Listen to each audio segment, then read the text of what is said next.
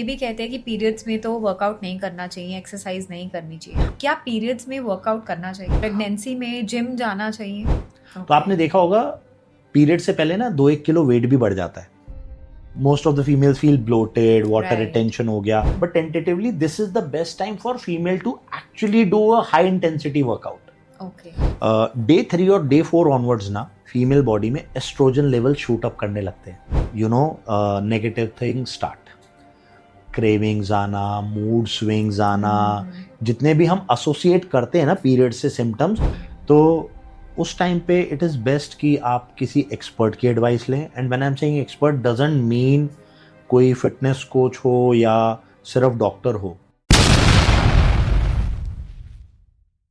अच्छा Ankush, I wanted to ask you that since I am also female, तो मेरे साथ भी ऐसा होता है that during periods I don't feel like going to the gym, I don't want to work out.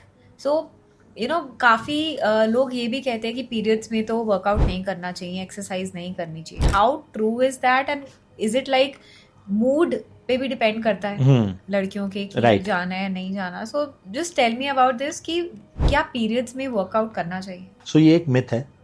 I'll explain you the whole process, what happens inside the female body around period time.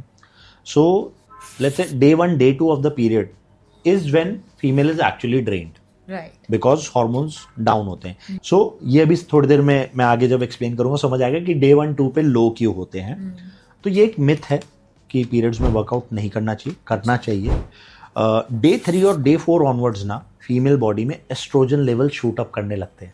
Okay. And this goes up till day 14 of the monthly period cycle. ये आपके लिए best time होता है. आप सबसे ज़्यादा strong feel करेंगे इस टाइम पे.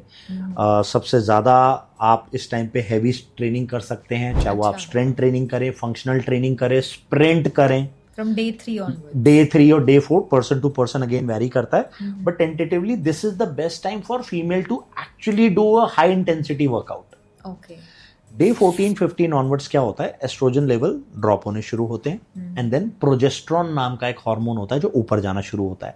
This is when negative thing start, cravings आना, मूड स्विंग्स आना, जितने भी हम एसोसिएट करते हैं ना पीरियड से सिम्टम्स, वो बाय साइंस अगर आप देखेंगे तो वो डे 15 ऑनवर्ड्स आने शुरू होते हैं. It is not during the period. Period में तो सिर्फ अगर जो चैलेंज होता है वो पेन होता है. जितने भी हार्मोनल लेवल पे चेंजेस आते हैं जो मूड स्विंग्स या फूड क्रेविंग्स को कंट्रीब्यूट करते हैं, वो डे 15 ऑनवर्ड शुरू होता है. एंड 15 से लेके एंड वहां से आपकी एनर्जी डाउन डाउन डाउन, वहीं आपको lethargic. And this is the time when you should opt for moderate intensity workout, specially अगर आप बिगिनर हैं. ओके. अगर आप बहुत टाइम से वर्कआउट कर रहे हैं, चांसेस आर आपकी बॉडी ने अडेप्ट कर लिया है और आप एक अच्छा वर्कआउट कर पाएंगे कंटिन्यू. बट अगर आप बिगिनर हैं, then this is the time when you should lower the intensity of your workout. For example अगर आप स्ट्रेंथ ट्रेनिंग कर रहे हैं, take more rest, reduce 20% of sets, total sets. Sprint की जगह जॉगिंग करना शुरू कर दो. स्ट्रेंथ ट्रेनिंग अगर आप 5 दिन कर रहे थे पहले फॉर एग्जांपल, तो अभी 3 दिन कर दो, 1-2 दिन योगा कर लो, जुम्बा कर लो. So this is the good time to incorporate moderate intensity workout rather than stopping. और वो आते आते आते आते जब मंथ एंड होता है और पीरियड्स आते हैं, तो वो एनर्जी इतनी ड्रॉप हो जाती है जिसकी वजह से डे 1-2 पे बहुत लो होती है. And this is the time when the female body is expecting to conceive. तो आपने देखा होगा पीरियड से पहले ना 2-1 किलो वेट भी बढ़ जाता है. Most of the females feel bloated, water retention हो गया. It is nothing but nature's way of expecting pregnancy.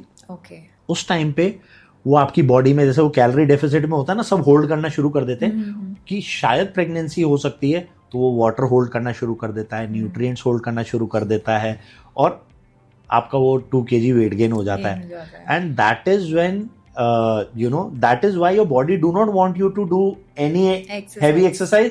तो आपकी एनर्जी लेवल इतनी ड्रॉप हो जाती है, चाह के भी ना करें. माइंड ही ऐसा आपको नेचर है. तो उसने आपके सर्कमस्टांसेस ऐसे बना दिया. And that is why day 1 day 2 तक वो ड्रॉप रहती है. And when the signal reaches कि नहीं भाई कंसीव नहीं हुआ है, oestrogen. So yes, females can work out during period. The only realistic challenge is the pain. और जब आप एक्सरसाइज करते हैं, आप स्ट्रेंथ ट्रेनिंग करते हैं, तो आपकी कोर एंगेज होती है बहुत, कोर मसल्स इंप्रूव होते हैं, उनकी स्ट्रेंथ एंड्योरेंस, न्यूट्रिशन इंप्रूव होता है, तो ब्लड सर्कुलेशन इंप्रूव होता है, तो आपके पीरियड पेन क्रैम्प्स भी कम हो जाते हैं। So with exercise and nutrition वो कम होता है, but that is the only challenge which is discomforting for a woman. Otherwise there is no challenge, you can work out. Yeah. And what about the pregnant females? Pregnancy में gym जाना चाहिए या walks करनी चाहिए? Yes, but इसके साथ एक बहुत बड़ा disclaimer है, do not go or do things by yourself. Okay. Luckily pregnancy सबको बहुत प्यारी होती है, तो लोग जनरली जैसे लोग फिटनेस को बहुत इजीली ले लेते हैं, गूगल यूट्यूब करा, ट्राई एंड एरर पे चल रहे हैं, तो उसमें इतना नुकसान नहीं होता है। बट प्रेगनेंसी के टाइम पे female realise that they can not afford to lose it, तो उस टाइम पे इट इज़ बेस्ट कि आप किसी एक्सपर्ट की एडवाइस लें। And when I am saying expert doesn't mean कोई फिटनेस कोच हो या सिर्फ डॉक्टर हो। A fitness coach who is an expert in training clients during pregnancy. It's a separate study. Okay. क्योंकि physiology change हो रही है अंदर. So I may have studied about diabetes, hypertension. I know how hormones are working, but I may still not know what is happening inside a female body during pregnancy because many things change. Hormones change, a lot of things change. तो उसकी एक selected set of exercises होती है, एक selected way of observation होता है कि progression कराना है, कैसे कराना है, न्यूट्रिशन गाइडलाइंस चेंज हो जाती हैं।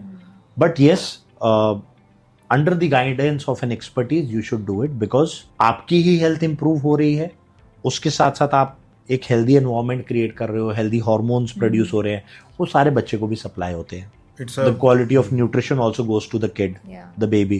तो वो ग्रोथ उस बच्चे की अकॉर्डिंगली अच्छी होगी, और उसके जीन्स और डीएनए में वो हैबिट्स डेवलप होंगी, they will adapt to a healthier lifestyle when they are born. That's a good part.